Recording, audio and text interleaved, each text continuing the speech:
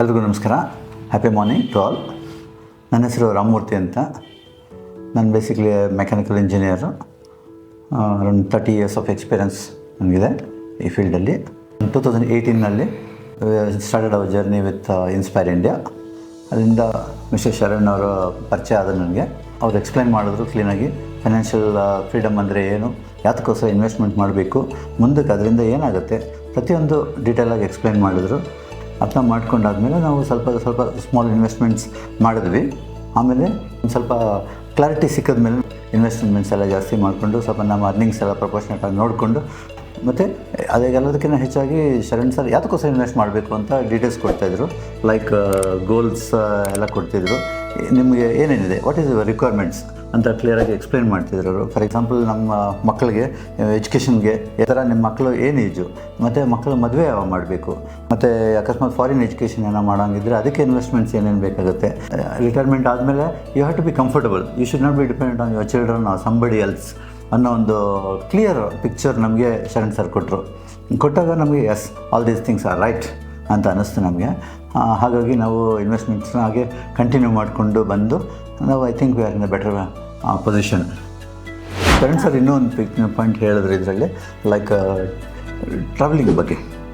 ನೀವು ಹೊರಗಡೆ ಹೋಗಿ ಸುತ್ತಾಡಿಕೊಂಡು ಬಂದು ಮಾಡೋದಕ್ಕೂ ನೀವು ಹ್ಯಾವ್ ಟು ಪ್ಲಾನ್ ಯುವರ್ ಇದನ್ನು ಇನ್ವೆಸ್ಟ್ಮೆಂಟ್ಸು, ಮತ್ತು ಅದು ಹೇಗೆ ಬರುತ್ತೆ, ರಿಟರ್ನ್ಸ್ ಹೇಗೆ ಬರುತ್ತೆ, ಮತ್ತು ಯಾವ ಟೈಮಲ್ಲಿ ನೀವು ಟ್ರಾವೆಲಿಂಗ್ ಮಾಡಬೇಕಾಗುತ್ತೆ. May not be after retirement ಆಗಲ್ಲ. ಸೊ ಇವಾಗಲೇ ಅದನ್ನ ನೀವು ಪ್ಲ್ಯಾನ್ ಮಾಡಿಕೊಂಡು ಟ್ರಾವೆಲಿಂಗ್ ಎಲ್ಲ ಮಾಡಬೇಕಾಗಬಹುದು. ಅದಕ್ಕೂ ಲೆಟ್ಸ್ ಪ್ಲಾನ್ ಇಟ್ ಅಪ್. ಅದನ್ನೂ ನಾವು ಗೋಲ್ಸಲ್ಲಿ ಟಾರ್ಗೆಟ್ ಮಾಡೋಣ. ಗೋಲ್ಸ್ ಎಲ್ಲ ಸೆಟ್ ಮಾಡಿ ಅದಕ್ಕೆ ತಕ್ಕಂಥ ಫಿನಾನ್ಷಿಯಲ್ ಇನ್ವೆಸ್ಟ್ಮೆಂಟ್ಸ್ ಮಾಡಬೇಕಾಗುತ್ತೆ ಅಂತ. ಮತ್ತು Sharan sir it's not just one time ಬಿಟ್ಬಿಟ್ರು ಅಂತಲ್ಲ. ಓಕೆ, ಎವ್ರಿ 6 ಮಂತ್ಸ್ಗೆ ರಿವ್ಯೂ ನಡೆಸ್ತಾಯಿದ್ರು.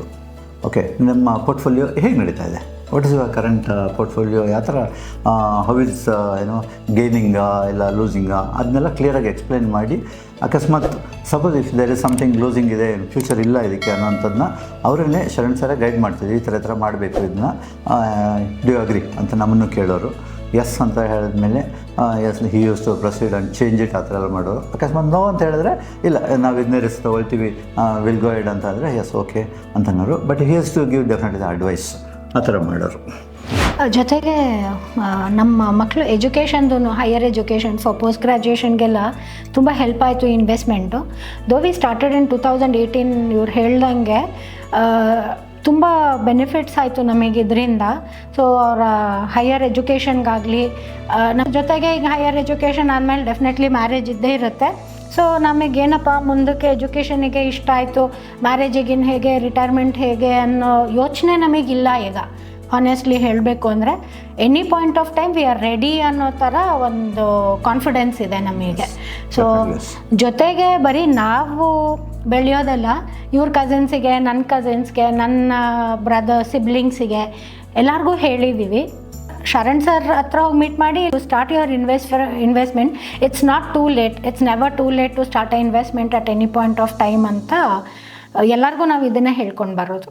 ಇನ್ಫ್ಯಾಕ್ಟ್ ನನ್ನ ಮಕ್ಳಿಗೂ ಅಷ್ಟೇ, they started after their education ಕೆಲಸ ಮಾಡೋಕ್ಕೆ ಶುರು ಮಾಡಿದ್ರು.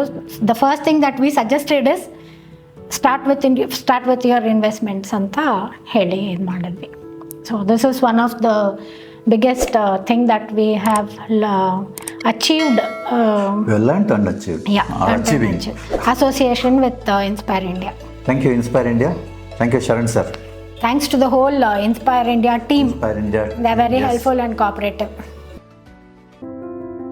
Mutual fund investments are subject to market risks. Read all scheme-related documents carefully.